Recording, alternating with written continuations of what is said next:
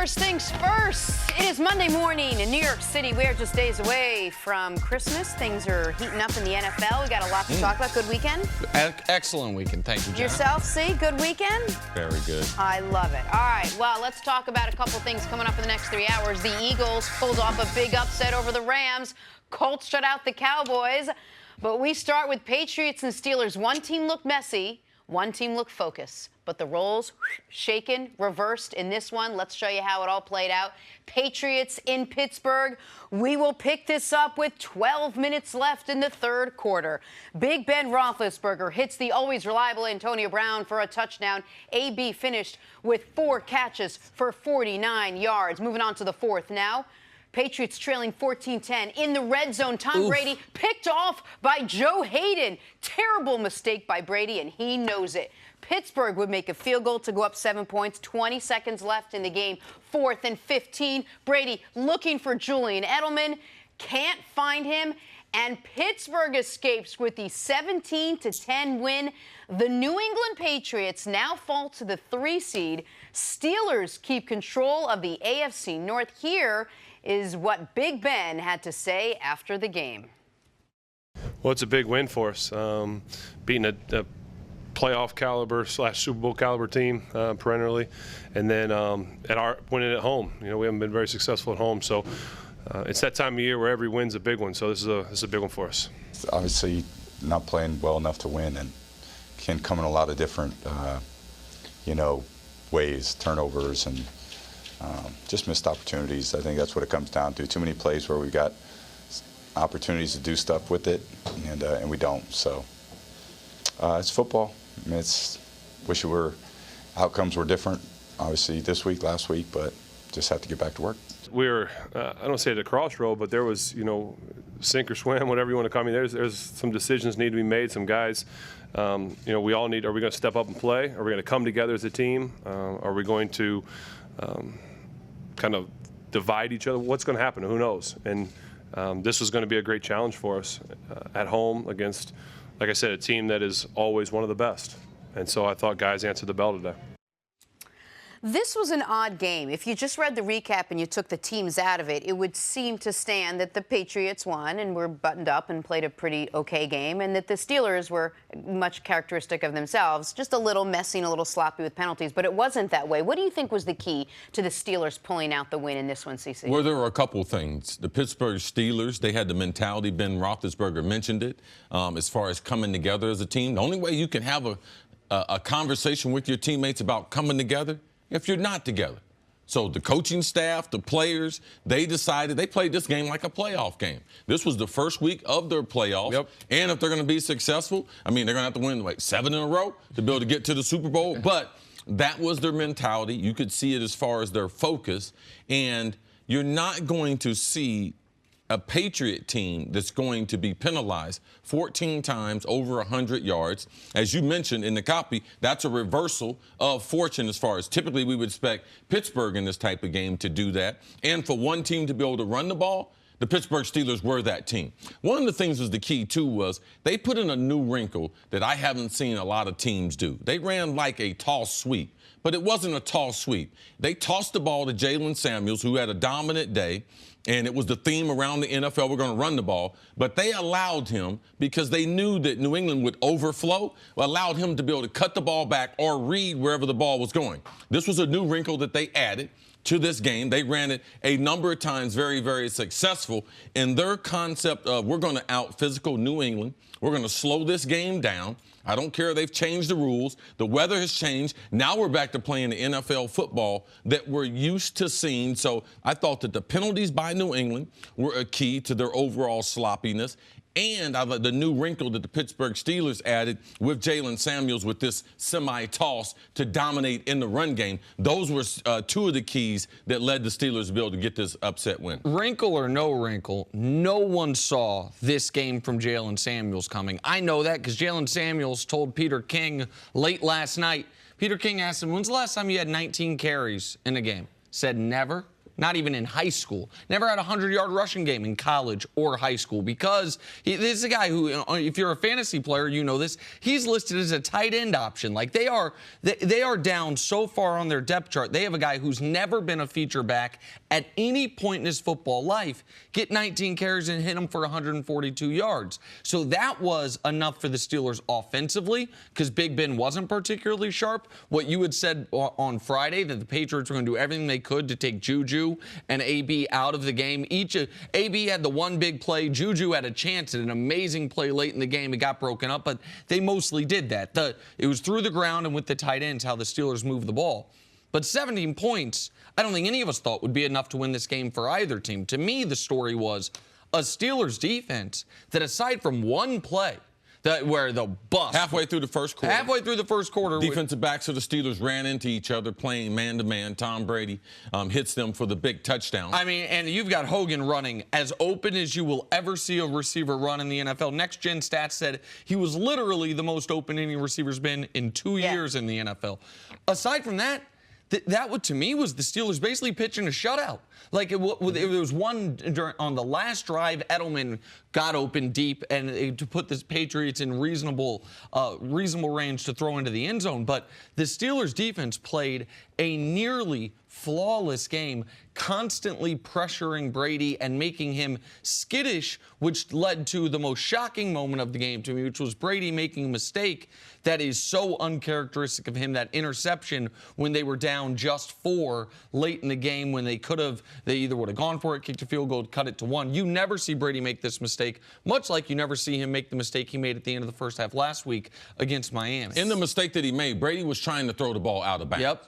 Because he was in the pocket. He knew he couldn't ground it. He knew he couldn't throw it to the yard marker. So because he couldn't step into the throw in drifting, his arm was not strong enough for the ball to be able to go out of bounds. That's what led to the interception by Joe Hayden. So many things were uncharacteristic of both Brady and some of the decisions Belichick made, and the penalties. That's just all those pre-snap penalties. You kept hearing them time and time again, especially coming off of that Dolphins loss where you thought this was going to be a buttoned-up team, and all those things were going to sort of be taken care of. The only thing that was characteristic for the Patriots this year is this is not a good road team. Now, they haven't lost on the road because their offense has been bad. They've been losing on the road because their defense has been bad. But this is a team that has been awful on the road. They're 3-5.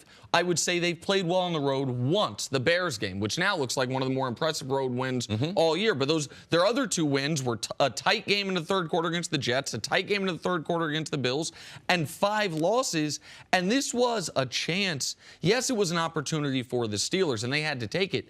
But for the Patriots, this was a chance to stay in the 2 seed, to stay alive for the 1 seed, to put their rival to bed in Pittsburgh, and they weren't able to do it. First time since 2009, Pats finished the season under 500 on the road. All right, let's talk about this from the Steelers' perspective. What does this mean now for this team moving forward?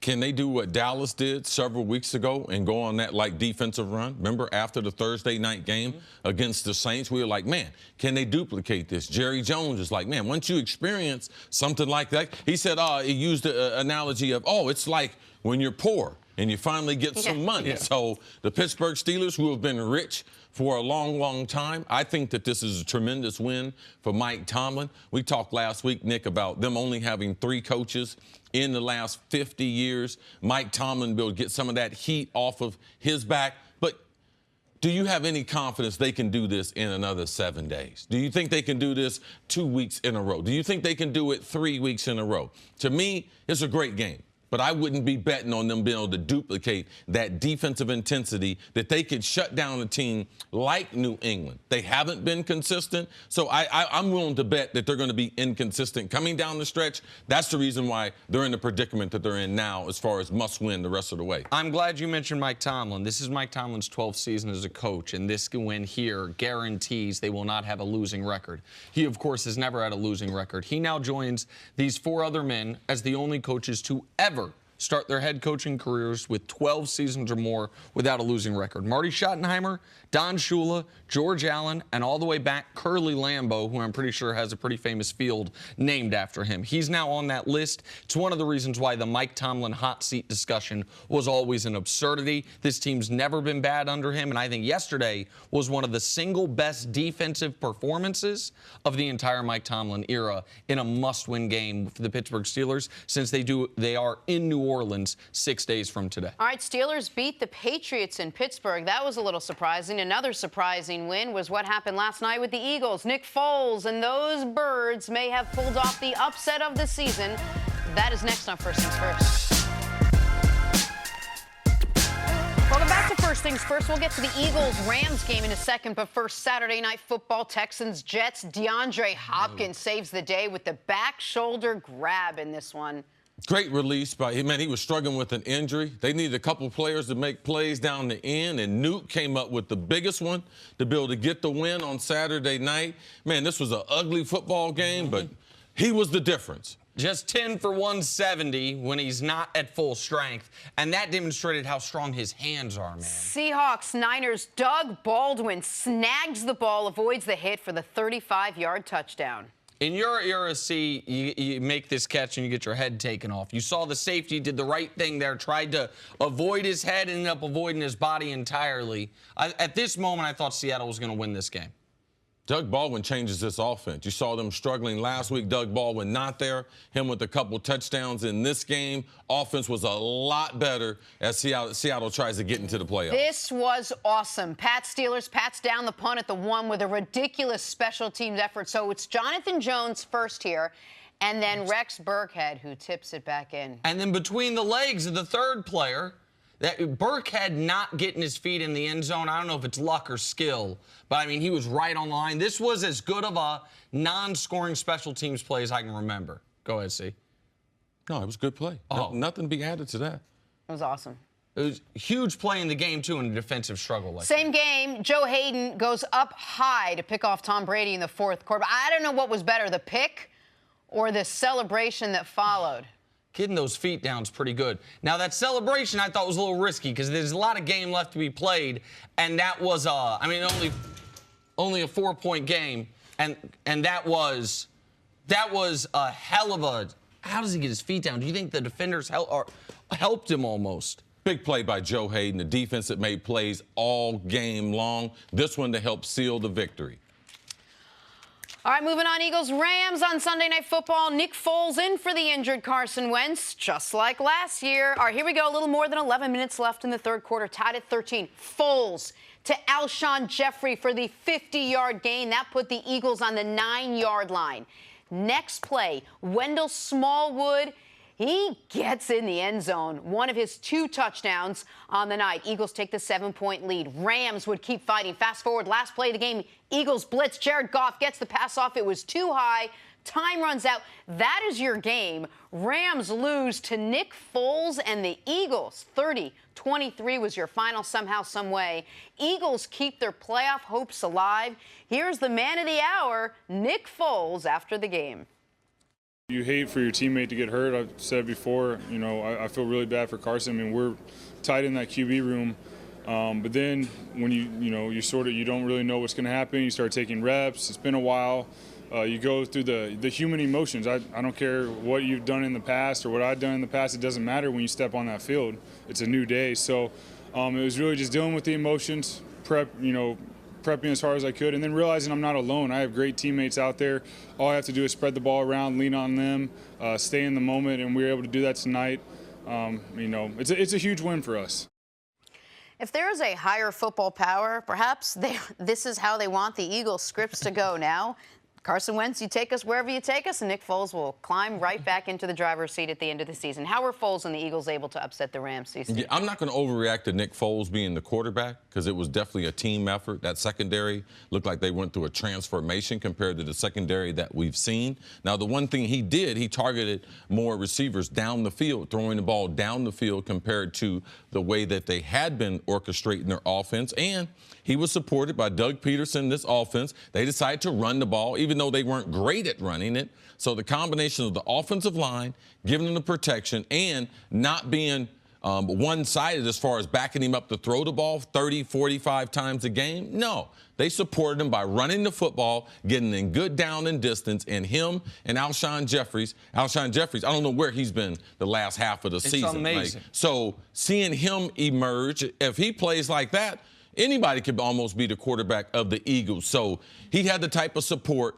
not only from the outside wide receivers, but from that defense in Fletcher Cox. So impressive win by the Eagles last night in the Coliseum. It does just look like, for some reason or another, that Carson Wentz's favorite target has always been Zach Ertz, and they run one style of offense. And Nick Foles, now, again, we can't disregard the first 2 games of the season where Nick Foles wasn't great. The first few games he played when he took over for Carson Wentz last year. But this looked like the style of offense they were playing in those 2 great games where he was chucking it deep to Alshon Jeffrey, and Jeffrey's coming down with it. That one play we just showed in the highlight, there's 2 guys there. He underthrows them both. Either one seemingly could have caught it. Alshon was targeted 8 times. He had 8 catches for 160 yards. I don't even know that he was the one targeted there, and he comes up with a 50-yard very, catch. very fortunate. Yeah, right, absolutely. That's and so, but the other part of this is, you mentioned the Eagles secondary. The Eagles, their pass rush looked to me the best it has looked all season. The secondary, without question, played the best it has all season. They had a game-changing play when they got a rush on Jared Goff. He panicked a little bit. It was 3rd and 1. He had a bobbled snap, miscommunication, and instead of just eating it, tried to make a play. It ended up being, well, here it is. You can see it. An interception nearly returned for a touchdown. The Eagles end up scoring the touchdown that basically ices the game there. All of this Eagles team, not just the quarterback, look totally different than it has all season long. And people need to understand the magnitude of this upset. They were 13.5-point dogs. That's the same. The Cardinals were 13.5-point dogs when they upset Aaron Rodgers and the Packers and got Mike McCarthy fired. Like, the 2 touchdown underdogs don't typically win in the NFL. I think it's the 3rd time they've won all year. And this keeps Philly's season really alive for a wild card spot. Does it change the way you see this Eagles team, though? Do you suddenly have maybe a little more faith in them that they could perhaps do something in this final playoff push? No. I don't think so, because I don't think their secondary will be able to hold up. They did a great job against Todd Gurley and Jared Goff in this offense, but are they going to run the ball as much as they did in this game? Because they've forgotten about the running game thus far. So I just have to go on what teams have done. They're not going to be able to change my opinion based on one game. They're going to have to be able to support Nick Foles, to be able to give them a chance to win, and that goes through being able to run the football and that defense. Can they be as relentless as they were against the Rams? That's the question in these last couple games. I don't think the secondary can duplicate what they did, but if their defensive line and pass rush can duplicate that type of pressure, it takes a lot of pressure off their secondary. And I thought Michael Bennett was in the backfield all night. Fletcher Cox made some huge plays, got dinged, came back, made some more huge plays. Haloti Ngata, I heard his name called more in this game than I feel like in the last 4 Eagles games combined. So all of a sudden, what was the strength of their team last year, the pass rush, showed up big time last night. And it didn't help the Rams at all that Jared Goff had arguably his worst game of the season. Well, I mean, it was following up a dreadful game against the Bears. But the problem for Goff now is, in the first 11 games of the year, he threw 6 picks. In the last 3 games, he's thrown 7. And you saw some of the look on Sean McVay's face, like, what's happening to my beloved offense? The guys that were running wide open early in the year, weren't running wide open yesterday. Goff missed, I think it was the tight end Everett in the end zone on an easy touchdown late in the game when they were trying to come back. The Rams offense, most notably Goff, looks very different this month than it had the previous 3. Yeah, their offense, they missed Cooper Kupp. They missed those short throws. They missed those 3rd down throws to be able to move the change. He's a change of pace. And he's also one of the wide receivers who gets great yards after the catch. So they haven't adapted since he's been injured. And people are starting to figure out the offense. Where's Todd Gurley? I think Ty Gurley's not 100% healthy, even though he's not saying anything. Didn't look healthy to me last night. But because if Ty Gurley's healthy, he's got to touch the ball 20 times. He didn't do that last night. All right, time now for Put a Grade on It, sponsored by CarMax. Nick Foles finished 24 for 31, 270 yards, no touchdowns, and a pick. Nick Wright put a grade on Nick Foles' day yesterday. B+. The only reason I'm not giving him an A is the one pick he threw was a critical spot. They were up 17. They didn't need to force it there. They could have really iced the game with any points in that situation. He threw a bad pick in the red zone. But aside from that, he gave the offense some juice. He once again, he was ready for the call, and he kept the Eagles season alive. For that reason, I give him a B+. Yeah, I believe in that. And also the offensive line, the play calling, all those things help support him. Nick Foles needs some type of support. B, I think it's an accurate grade for him. All right, good stuff. Got to take a break. Coming up, talk some Cowboys. What went so wrong for Dak Prescott and this Dallas team? That's next on First Things First. Coming up on New Year's Eve, the Red Box Bowl kicks off between Oregon and Michigan State at 2:30 Eastern on Fox. Then flip over to FS1 as number 17 Utah battles number 22 Northwestern in the San Diego County Credit Union Holiday Bowl at 6:30 Eastern, or catch it all on the Fox Sports app. It is now time for us to go viral on First Things First. Mitch Trubisky and the Bears took down the Packers 24-17 yesterday to clinch the NFC North crown, and it should have come as no surprise if you saw Trubisky's pregame outfit with the quarterback rocking the Bears holiday light-up sweater. It's lit, literally.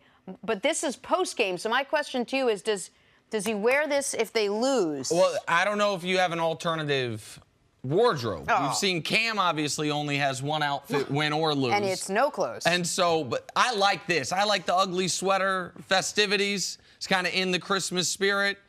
Judging from your face, I bet you're not so gung-ho. Well, I'm not wearing anything ugly. Like, if you know it's ugly, then why put it on your body? But that's another story. I don't think he had another outfit. You could see with his travel bag coming in, that looks like it's it. Typically, when they go to the hotel, they have one outfit, then they come to the stadium. But he's worn a number of themed outfit, Coach Ditka and a number of other ones throughout the regular season. So, good job for him. I like that one. I like it. You can light up on the sweater, a little Christmas lights. Something. Time for stories to start your morning. He's lit in there. That came from her and her staff. Yeah. Staff of 9. That was Deontay. Yeah. Deontay put we that know in. He's a member of your staff. We were trying not to have him on the show. Sponsored by Gillette Clear Gel. On Saturday, Deshaun Watson and the Texans picked up their 10th win of the season, beating the Jets. DeAndre Hopkins went off. 10 catches, 170 yards, 2 touchdowns. All right, Nick, how impressive were the Texans on Saturday? I didn't think overall they were that impressive. I thought they got out of there with a win that they needed to have with the Colts surging. They couldn't run the ball. Deshaun Watson was their best rusher. The defense, I thought, had some busts aside from J.J. Watt playing another monster game. He's been excellent this year. But Nuke was spectacular. Their quarterback was spectacular, and that was enough to get away with one in the Meadowlands. Yeah, not too much different than they've won 10 out of the last 11 games. Not too much different. Not stellar performances in winning those games, but defense was good enough to keep them in the game. Question going forward, what happened to Lamar Miller? He was injured in this game. Will that hinder? Because without a running game, they're very, very limited offensively. All right, let's move on to the Ravens now. They beat the Bucs in a rainy, messy game where, once again, Lamar Jackson was the story. Lamar passed for 131 yards, added another 95 on the ground. So the Ravens are now 4-1 since Lamar Jackson took over for Joe Flacco, the only loss in overtime at Kansas City. See, what'd you make of Lamar's performance yesterday? It's hard to make a living like this. You won't be living too long if you do, and you won't be making much of a living. I wish that they would have more of a passing game. I know this is not sustainable. Thank goodness they're playing Tampa Bay, good enough to win, but it's hard to win this way. Ugly, ugly football, but that's the only choice they have with Lamar. They had an amazing piece of fortune with the schedule when they went to Lamar. They played 5 straight games, literally, against the 5 worst statistical defenses in football. That ended against Tampa. Next week, they have the Chargers, and we'll see what the offense that is so limited passing can do there. But they are banking on Lamar growing as a passer in the offseason. So the report this weekend that Joe Flacco is either going to be cut or traded this offseason. This is Lamar Jackson's team moving forward. Yeah, he throws like Michael Jackson. On to Sunday Night Football, where Jared Goff struggled once again. Over the past 2 weeks, Goff has thrown 6 interceptions. For comparison, the first 12 games of the season, he threw just 7. Oh, and the Rams fell to Nick Foles and the Eagles last night. See, what's going on with Jared Goff? Defenses are starting to get used to him. They're giving them some different looks. They haven't been able to get a really good running attack. And when he has that running attack, he's great at the play action. And also, I believe he misses Cooper Kupp in the slot since he injured his knee. That offense has been different. But the NFL, they got about a 1.5-year book on him, and they need to make Sean McVay, remember the young genius, they need to make some adjustments to be able to help out their young quarterback. And remember, my concern with Goff coming into this year was he was near the bottom of the league last year, even though he had such a great statistical season, in anything deep, anything 20-plus yards down the field. He hasn't, to me, really buttoned up that part of his game. And now that you're talking about defense getting a book on him, what I'm also seeing is they're getting a better pass rush these last few weeks. He's not handling that well. He needs to get back to being close to what he was at the beginning of the year, because this Rams defense is not as good as we thought it was going to be headed into the season. All right, let's end on the Patriots. Tom Brady threw a crucial interception in the red zone to Joe Hayden, who made just a terrific catch. At the time of the interception, the Pats were only down 4 points. After the game, Brady said, quote, "I was trying to flick it out of bounds. I didn't." See, we rarely see Brady make mistakes like that. How concerning was that crucial red zone interception? Well, he had no choice, because they've called him for grounding in the pocket an awful lot. If you had Tom Brady, what are some of the mistakes he's made in big games? He will ground the ball. If you get close to him in the pocket, he will throw the ball to an area on the field, and they call grounding. They've even done that in the Super Bowl against him. This one, he couldn't, because the yard marker, and there was no receiver by the yard marker. He couldn't throw it to the distance that was closer. This was the only spot on the field where he had receivers. He was trying to get it out, but he didn't want to step into the throw because they were around his legs, and he couldn't get enough on it. Exactly what he said in the press conference happened. So he was trying to get rid of it, wasn't able to get enough on the throw. Joe Hayden was able to intercept it. I think it's important the audience understand the distinction here.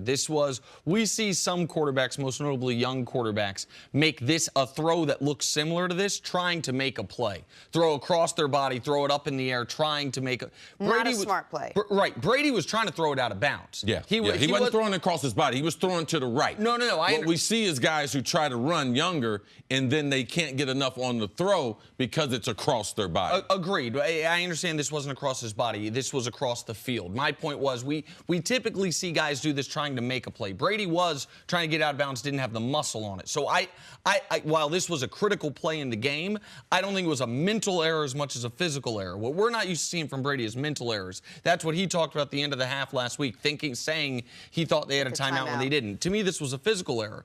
But it does speak to an overall bigger issue, which is Brady has simply been a slightly above average quarterback this year. Like by all statistical standards, measures, yeah. I mean, we can look at it up and down the list. Aside from total yards passing, he's outside of the top 10. He's somewhere between 10 and 15 in everything. The Patriots gave Brady, we thought, a contract bump this offseason, $5 million in what they call likely to be reached incentives, if he's top 5 in any of these categories. Right now, he wouldn't reach any of those incentives. He's outside of the top 10 in completion percentage, yards per attempt, passer rating. And so that, to me, is the bigger picture concerning thing, is what he is, after having such an excellent year last year and the year before, 28 touchdowns, 2 picks, in a year he was suspended the first 4 games. He hasn't been the same guy this season. But are you concerned that average, above average play, whatever it is, spills over to the team? Are you concerned that the team, as a result, has been playing sort of a little less than They don't have enough talent to be able to overcome Tom Brady, but the reason why his numbers are like that is because of the talent.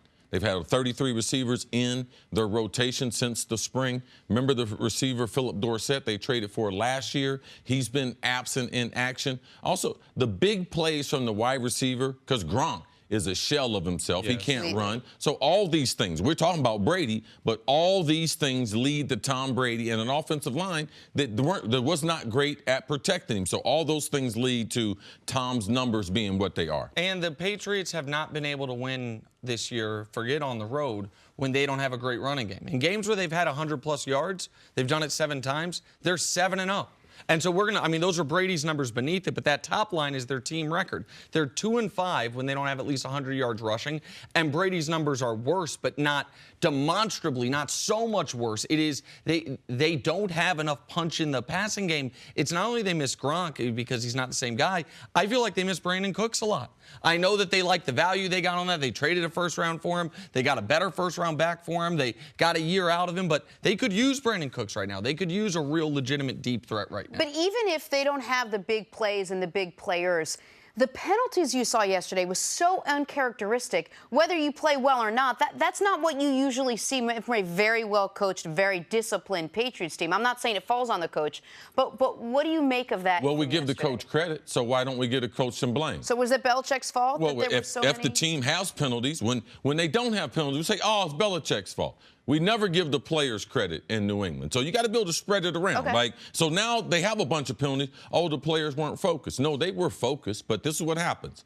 When you have players that are moving at a speed quicker than you can't anticipate them. So a lot is you got to credit the Pittsburgh Steelers. The number one thing is you got to credit the crowd and the atmosphere in Pittsburgh, because that led to a lot of these false starts before the play. And that also, the energy.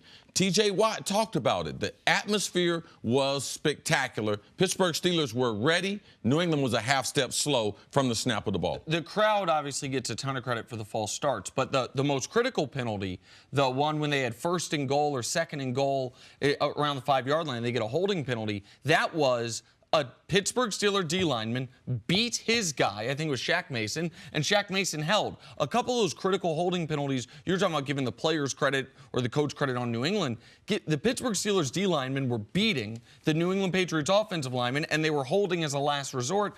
And the refs the last few weeks have been calling holding at a higher rate than earlier in the season. Nobody's getting away with it right now. It bit New England yesterday. All right, let's move on to the Dallas Cowboys now. They took their 5-game win streak on the road to face the Colts, and Colts running back Marlon Mack had a day. Rushed for a career-high 139 yards and 2 touchdowns. Dak and the Cowboys offense had a rough one. Couldn't get anything going, like literally bagels. Dallas shut out for the first time since 2003. Back when Bill Parcells was the coach. Colts win 23-0. Here's what Dak Prescott had to say after the game. We can't win like that. Hurting ourselves, simple as that. Playing behind the chains, penalties, sacks, whatever it may be, incompletions. We just hurt ourselves from the beginning all the way to the end, and we never really gave ourselves a chance. All right, Dak said it pretty well, but CC, what did the loss to the Colts say about this Cowboys team?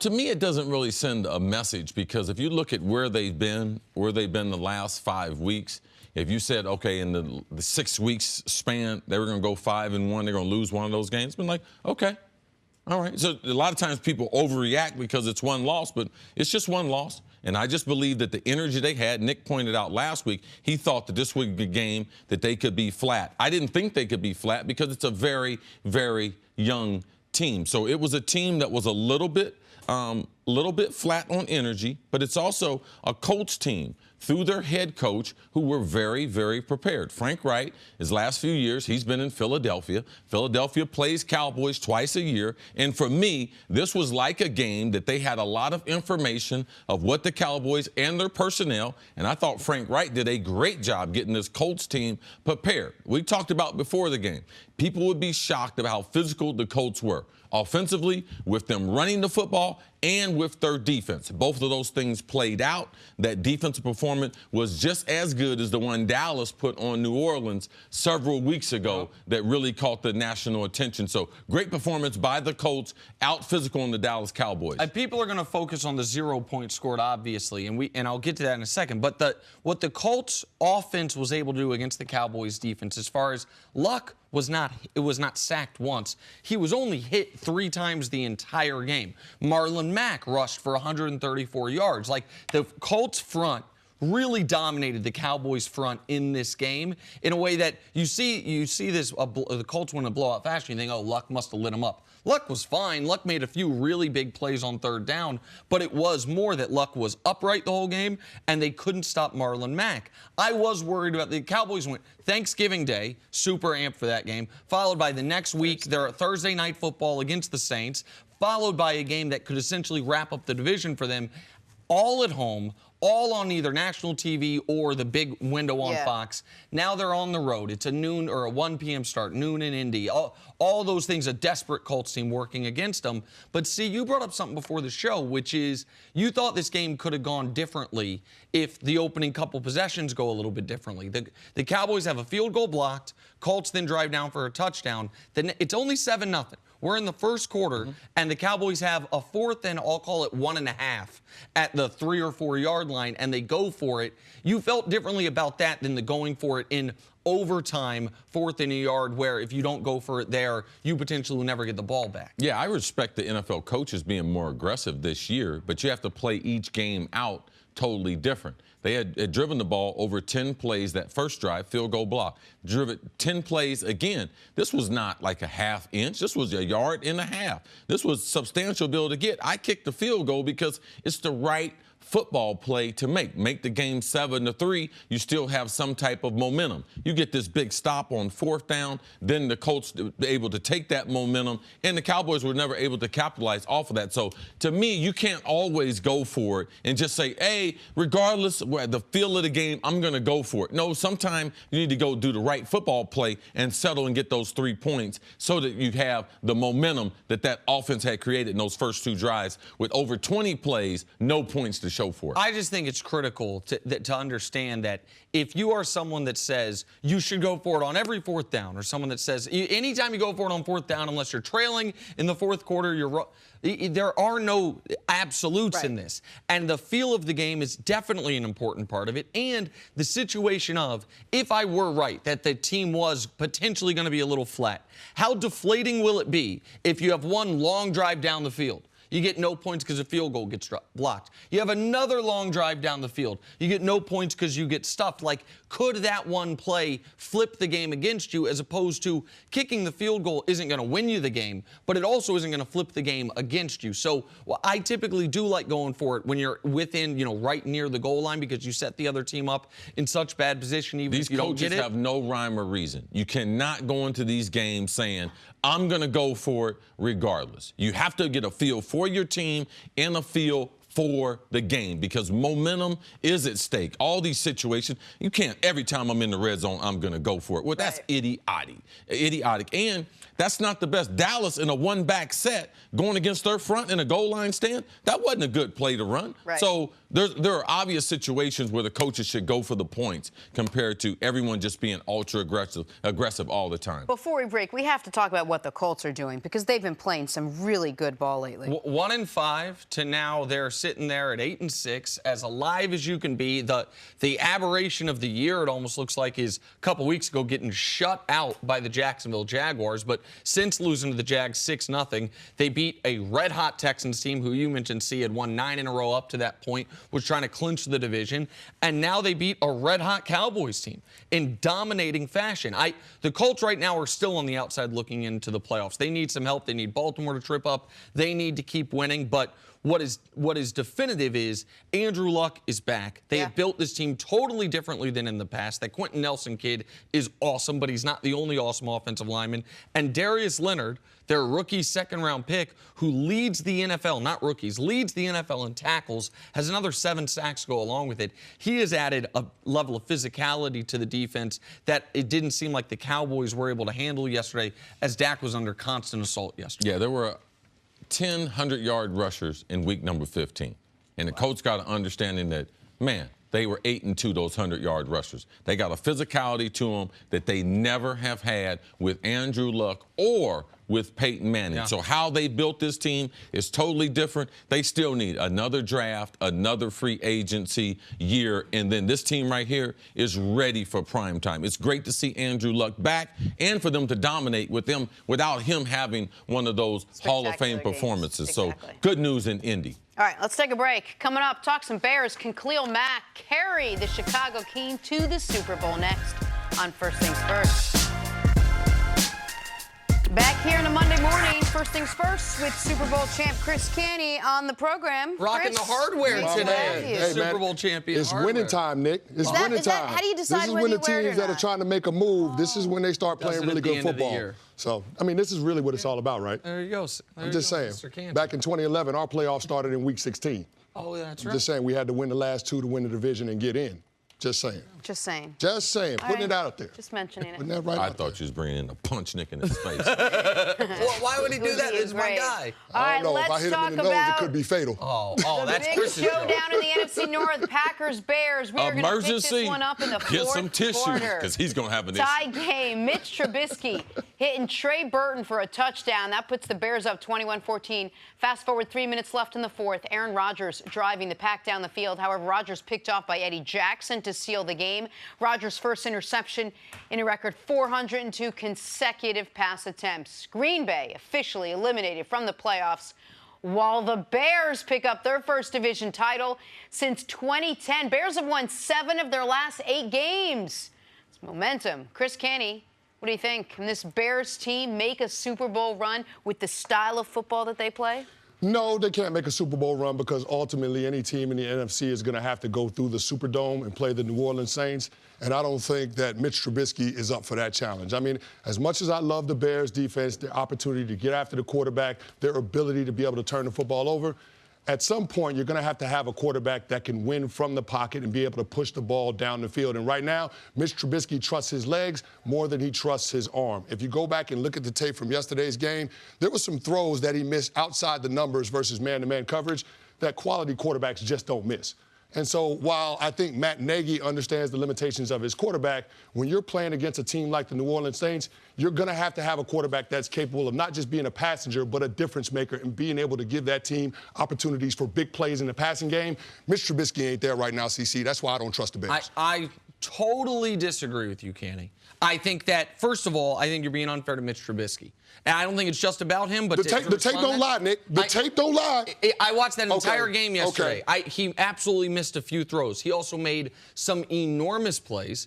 He also, I think, was 20 of 28, 280 yards, 2 touchdowns, no picks. And unlike when the Bears played the Packers to open the season, you had Matt Nagy trust Mitch Trubisky late in the game when they had a lead, and it's what allowed them to hold on to the lead. We've had Mitch Trubisky about 1 in every 3 games plays a great game. About 1 in every 3 games plays a terrible game, and the other ones are average. Like, he's had a 6-touchdown game this season. He's had a couple 3-touchdown games this season. So I don't think he can go on a run where he has 3 consecutive great playoff games, but I know he can play 1 great playoff game, and I know this defense is going to show up every single week. This is the best defense in the NFL. And if they're not contenders, then we only have like 2 contenders. Like in my eyes, are the Saints the favorite in the NFC? Yes. But if you're going to tell me who's the team most likely to go to the Superdome and beat them, it's the Bears. Like, if the Bears aren't contenders, then there are no contenders in the NFC in my eyes. Like, to me, the Bears are right now neck and neck with the Rams, a Rams team they annihilated last week. And either of those teams would have to go to the Superdome if they're going to get through, assuming the Saints win their first playoff game. So I think they are absolutely contenders. Our viewing audience not going to be surprised. I don't agree with you as far as being all the way over there, and I don't agree with you as far as being all the way over to where you're positioning. Mitch Trubisky should be part of the conversation if you're talking about the Bears. Now, you're talking about the Super Bowl. You're talking about being a title contender. So the quarterback is one of the huge question marks. Now, to me, he hasn't done anything to me that would prove, like what you're saying. Like, I understand, because when you have one-on-one, the defense is jamming the box, and they're inviting you. And in those throws, he was not very good. Now, there are 2 or 3 throws that you see why he was the high draft pick that he was. He's got a tremendous arm. And he's more athletic than people realize if you have not watched the Bears. But to think that he can win a playoff game, like, that right there will be the question mark as we go. Even if they can win their division, they could win the first round of the playoffs. But as you go on, it's always going to be, if we're questioning Jared Goff, why wouldn't we be questioning Mitch Trubisky? Oh, I think everyone's questioning him, but what I'm not going to do is X him out. Canny's Xing him out. I understand. That's why I'm not as far. That's why I'm somewhere in the middle. Now, as far as championship caliber football, I'm concerned. I'm concerned about Trubisky. I'm concerned about him turning the football over. I'm concerned about them being one-dimensional. Now, the Saints, I don't believe that the Saints are the powerhouse that they were last year offensive. You look at their lack of big plays, pass plays over 20 yards. If you limit Michael Thomas, what do they have? Alvin Kamara has not had the runs over 20 yards he had last year. Their running game is not near. Now, we haven't broken it down that way, but that's what I'm just saying. This Saints team, even though they do have the best record, to me, they're not as good offensively as they were last year. They're missing their left tackle, so the Bears can take advantage of that. So I'm somewhere in the middle, but Mitch Trubisky has got a lot to be able to prove to me before I can make them Super Bowl contenders. But Chris Canty, other one-dimensional teams have won the Super Bowl and made playoff runs. Other teams that have a fantastic defense and a very, very slight offense have made Super Bowl runs. You're just worried about Mitch Trubisky, or are you worried that this defense isn't as good as we seem to think it is? Well, here's the thing. I mean, it's mostly about Mitch Trubisky. I think the defense is as advertised, but it's mostly about the quarterback. I mean, even if you want to look at the Philadelphia Eagles from a year ago, I mean, it's only so far that RPOs and checkdowns can take you. But Nick Foles, in those playoff games, the NFC Championship game and the Super Bowl, pushed the ball down the field. Third down. And third down. I don't see Mitch Trubisky being able to consistently do that. And then you couple that with the fact that football changes. And you usually, when this time of year, when the intensity ratchets up, you see players revert to who they really are. Mitch Trubisky has had issues with turnovers. Coming into this game yesterday, the prior 2 games, he had 5 turnovers. Absolutely. He was fortunate enough that strip sack wasn't recovered by the Green Bay Packers yesterday in the third quarter. So, I mean, that was a play that could have changed the game. So when I look at Mitch Trubisky, I don't have a whole lot of confidence in terms of him being able to provide the level of quarterback play that it takes to win a championship. And in the Rams game, the only he was awful in the Rams game. Like, to your point, he was terrible. Like, Goff had 4 picks. Trubisky had 3 himself. So he will put out there some terrible games. But he also, again, he's played 14 games this year. 5 of them, he's been outstanding.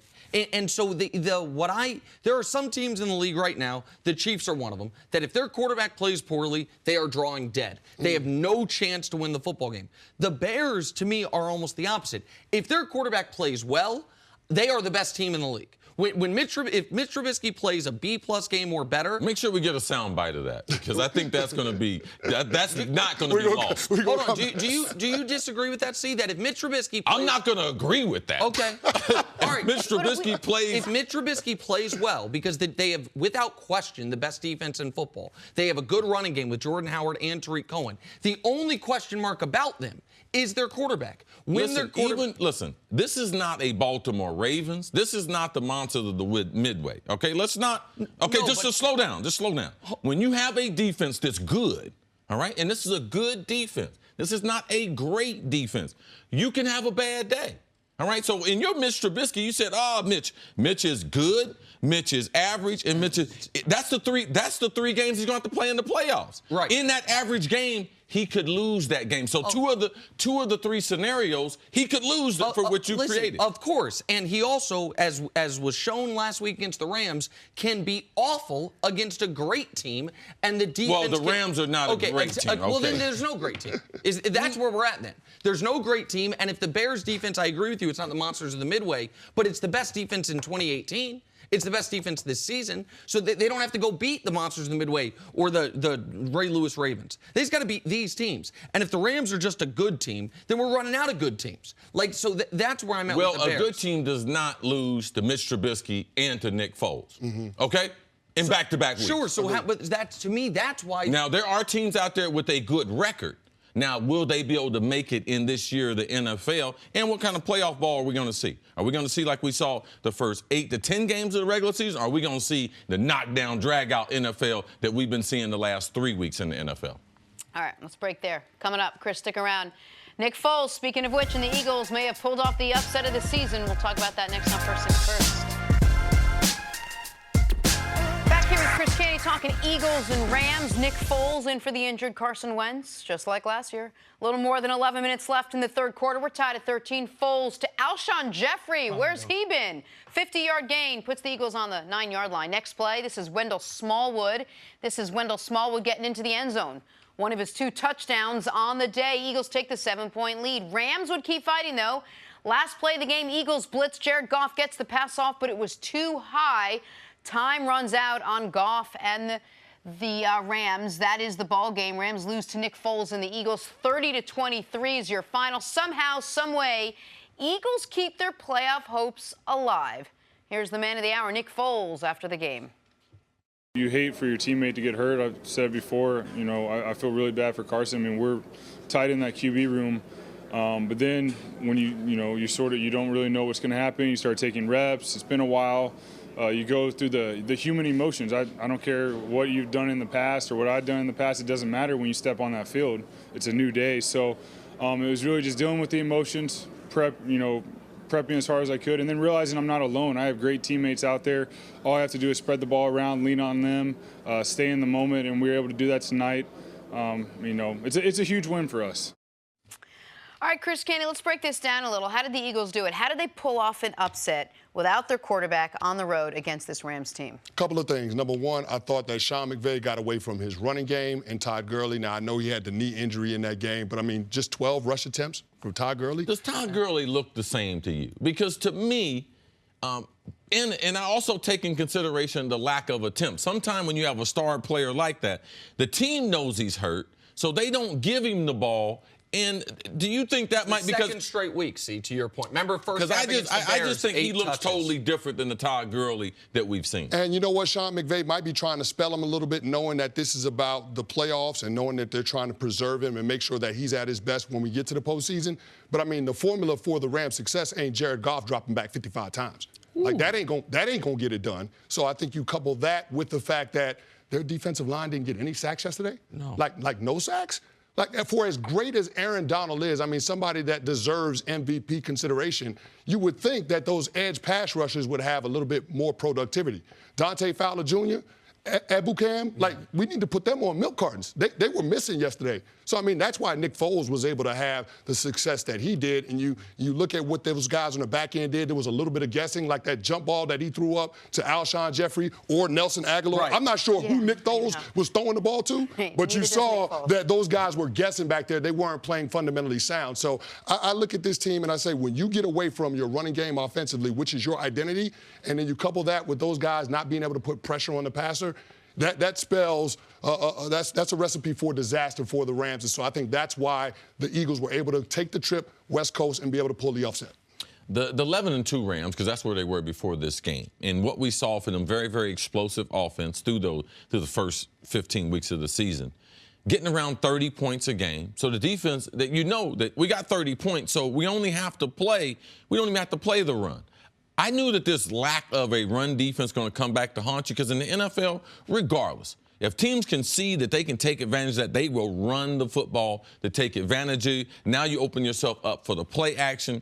Aaron Donald, I don't believe, should be in the MVP conversation because getting all those sacks, you running past a lot of running backs, and you can't be on that type of poor defense. No defensive MVP has been on the defense as poor against the run as them. So that's one of the signs of you as a defensive tackle. You're supposed to stop the run. So if you're going to be in the MVP conversation, let me see how many tackles for losses that you have that aren't on the quarterback. So I thought that would be a hole that ultimately would come back to get him. Since Cooper Kupp's been lost, his offense has been different. One surprising thing about it was I was surprised at the Coliseum on a Sunday night. There was many Eagles fans there. Man, it was an uproar when the Eagles made any type of play. And the reason why I'm going to bring that, because when you got 11 wins, you in Los Angeles, you in the Coliseum, people should be coming to see that type of product. Mm-hmm. And we have known that people aren't in love with football in Los Angeles, and I was able to see that in this game. I know people might not be talk about some things on the field. Well, that to me led to the Eagles being able to, the momentum they had, being able to play to their fan base. It led to them, the Rams, not being able to mount some type of comeback, and they're the number 2 seed. I'm worried about that. I'm worried about a team coming out there in the wild card round or the divisional round having no home field advantage. That, to me, would be a problem. To your point on home field advantage, I wish I remembered who it was, but one of the beat writers covering the team tweeted during the game that during the Green Bay home game, the Kansas City home game, and now the Philly home game for the Rams, they all felt to the writer like they were at a Super Bowl because it felt like it was about 50-50 as far as crowd support. That does not speak well for whatever team comes into that building, win whatever round. And this was, I understand wanting to spell Todd Gurley. I get it. But this was a wildly important football game for them. You just spent the last segment accurately talking about how difficult it is to go into New Orleans and win. New Orleans hadn't played yet this week. New Orleans got 2 left against Carolina, 1 left against Pittsburgh. They could still lose 1 or 2 games. The Rams, had they won last night as 13.5-point favorites, they're potentially in position tomorrow morning to be the 1 seed. Absolutely. And have it not go through the Superdome. So I think it is the Rams team, their passing game the last 3 weeks has been leaking oil. Jared Goff, the last 3 weeks, has looked the shakiest he's looked since Sean McVay has taken over. Not surprisingly, the last 2 weeks, the first back-to-back losses of the entire Sean McVay era, which is pretty damn impressive because he took over a bad team, and now it's been 31 games. They haven't lost back-to-back. But holistically, for the Rams, and what we're seeing is that Cooper Kupp injury, you mentioned it earlier, seems to have been bigger than we gave it credit for. Because, Josh Reynolds came in and he played well, but whatever it was, whether it's almost they don't have a pure slot receiver. Josh Reynolds is not a slot receiver. They played Woods in the slot, but now they don't have that designated go-to friendly because they're not going to force the ball to their tight end. So now they become a little one-dimensional in obvious passing situations. Kenny, how much of it is that Gurley and Goff aren't playing the way we've seen them play early in the season, and how much of it is that defense is starting to figure out what this offense and what Sean McVay's planned for them? Well, what they want to do is not complicated. I mean, they're almost an exclusive 11 personnel team. So that means 3 wide receivers, 1 running back, 1 tight end. And Jared Goff operates under center more so than any quarterback in the National Football League. So their offense is built on being able to hand the ball off, and then when they have an effective ground game, being able to utilize play action and throw the ball over the middle. But what teams are doing is on early downs and distances, they are dropping an extra defender down in the box. We saw the Chicago Bears do that last Sunday night. And then that makes, when you limit the effectiveness of the run game, that takes away the play action over the middle, the easy throws for your quarterback. So right now, teams are daring Jared Goff to beat them. And I don't feel like Jared Goff has done a great job of that the last few weeks. So, I mean, that's the biggest thing when I look at this Rams team. And, Nick, you're right. I thought that was a huge loss for them because you think about it now, the Chicago Bears are just 1 game back. With the tiebreaker. The 1 game back with the tiebreaker from being able to get that 2nd seed. So, I mean, the Rams still got some work to do for the rest of the regular season over these next couple of weeks. And they're fortunate that over the rest of the season, what they have is the 2 divisional opponents that are 2 bad teams. They are at Arizona and then home for the Niners, even though the Niners playing better lately. Like, they should be able to go 2-0 down the stretch. But one thing we're seeing with Goff is, so he went 1 in the draft, Wentz went 2 a few years ago. Wentz is, even post-injury, very comfortable with rushers around him. Keeps his eyes upfield, looks for guys, will shake guys off. Goff does not seem nearly as comfortable with people at his feet, with people under when the pocket is collapsing. And all of a sudden, the last few weeks, against the Bears pass rush and an invigorated Eagles pass rush, he's been skittish is the perfect word, and he's played the 2 worst games that he's played since his rookie season. All right, let's take a break. Chris, we'll see you a little bit later on in the show. Coming up, are we starting to see the end of the Patriots' dominance? We'll talk about that next on First Things First. On Sunday, it is a great slate of NFL action highlighted by the Buccaneers facing off against Ezekiel Elliott and those Cowboys. Or it's Khalil Mack and the Bears taking on the Niners. It is all on Fox and the Fox Sports app. You can check your local listings for the game in your area. We'll get to Tom Brady and the Pats in just a second, but first, a couple of highlights from Saturday Night Football. Texans and Jets and DeAndre Hopkins. The back shoulder grab late in the 4th quarter, I'm glad he's finally starting to get the attention that he deserves. Huge game in Jersey on Saturday night. Not a great offensive performance, but he made all the big plays at the end. Him and J.J. Watt stood out in this game and their quarterback. J.J. Watt and Andrew Luck going to come down to the wire for Comeback Player of the Year. Nuke has been spectacular. Seahawks and 49ers, Doug Baldwin, speaking of spectacular, snagging the ball, avoids the hit for the 35-yard touchdown. Seahawks are a totally different offense with Doug Baldwin. We saw without him last week their struggles. This week, 2 nice touchdowns. That's why he has one of the better sets of hands in the NFL. It looked like they were going to win this game in overtime. An enormous holding penalty took away what was a huge play in the beginning of overtime. They ended up having to punt. The Niners get a 2nd straight great home win. Pats-Steelers. Pats down the punt at the 1 with the ridiculous special teams effort. Jonathan Jones leaps up. Rex Burkhead tips it back. There it is. Nicely done, boys. Matthew Slater did even a better job to make sure the ball didn't hit him. We've heard about him. He's a great special teams player. New England, they always play good special teams. Pinning the Steelers deep took a tremendous effort. It's as good as it gets. The Giants actually a couple weeks ago did something very similar, but it didn't have quite the flair nor the pylon cam to give us that angle. It didn't make butt first. It didn't. Sticking with Pats-Steelers, we'll pick this one up. 12 minutes left in the second quarter. Big Ben hitting the always reliable Antonio Brown. That is a touchdown. AB finished with 4 catches for 49 yards. On to the fourth quarter. Pats trailing 14-10 and in the red zone. And Tom Brady, and it is picked off by Joe Hayden. Terrible mistake by Brady. He knew it. Pittsburgh would make a field goal to go up. 7 points, 20 seconds left in the game, 4th and 15. Brady looking for Julian Edelman. They cannot connect. The Steelers escape with a 17-10 win. Pats fall to the 3 seed. Here is Tom Brady after the game. We're just obviously not playing well enough to win, and can come in a lot of different,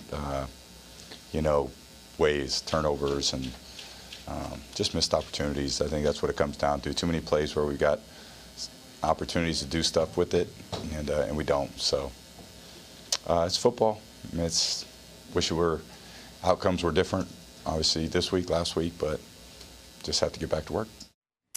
All right, Cece, what was your reaction to the Patriots falling to the Steelers yesterday? A couple of things. I was totally shocked by the number of penalties that they had, not only the yardage, but the frequency, the number of penalties that they had. That's not like a New England team. But this Pittsburgh team was moving quick. So a lot of the penalties, you never make excuses for penalties, but I understood a lot of them because it had to do with a lot of the offensive line being a half beat, half a step with that great crowd. And I was totally shocked by their offense struggling against this defense. Even, say, the first drive. Their drives went like this.